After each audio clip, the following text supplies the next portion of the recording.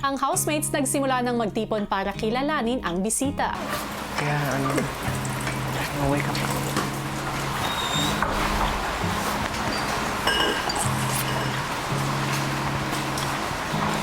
And nagtatry din po kami, kuya, makipag-usap po sa kanya through hand gestures po, kuya, or sign language po, kuya. Hindi naman po gaano ka mahirap po pala, kuya, na magkaintindihan po, kuya.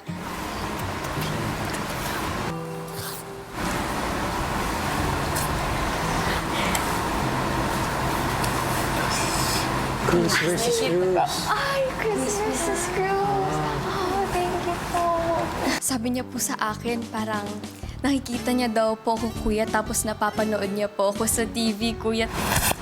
Ay, namatay po ako sa Cruz versus Cruz.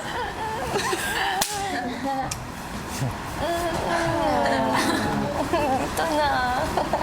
Siguro po yung challenging na part lang po, kuya, is kami po wala po talaga kaming idea kung paano po talaga mag-sign language, kuya. Kaya nakaka-help din po yung couch, kuya. Doon po nagsispell si Miss Rock.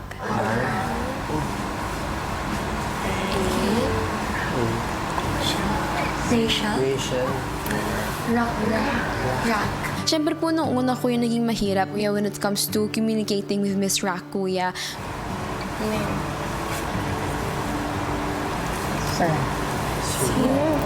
So parang medyo nahirapan po kaming lahat, kuya, to communicate with her.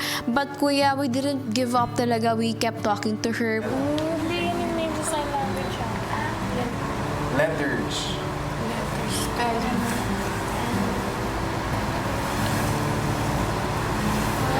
Oh, that's your name.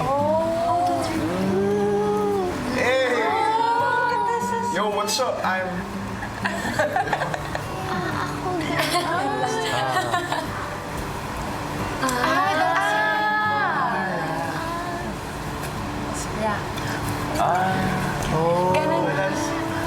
Si Miss Rock itinuro sa housemates ang kanilang mga pangalan in sign language.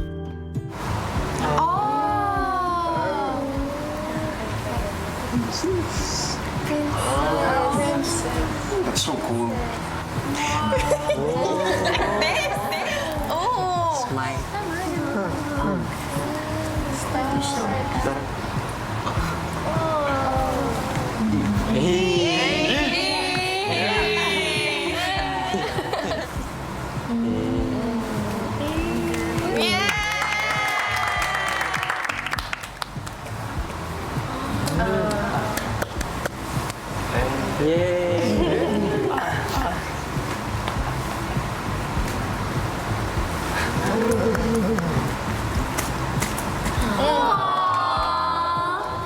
Happy to see us.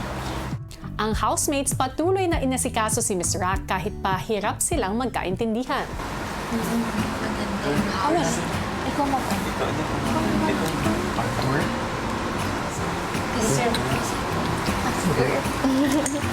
So tough. Hindi po siya nagsasalita. Sign language lang po talaga yung ginagamit niya. So, medyo nahirapan po kami dahil wala pong nagsa-sign language po sa amin. Something like that. Yo, chill.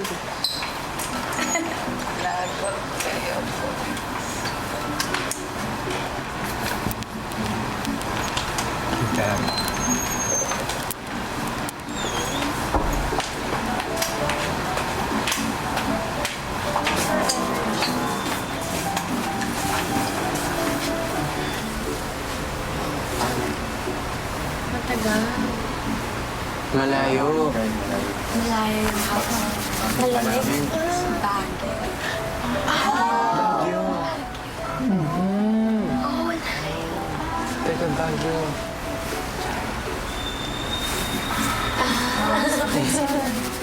Malamig. Ang pinaka-paborito ko pong bagay tungkol kay Miss Rock, kuya, ay yung pagiging masayahin po talaga niya, kuya.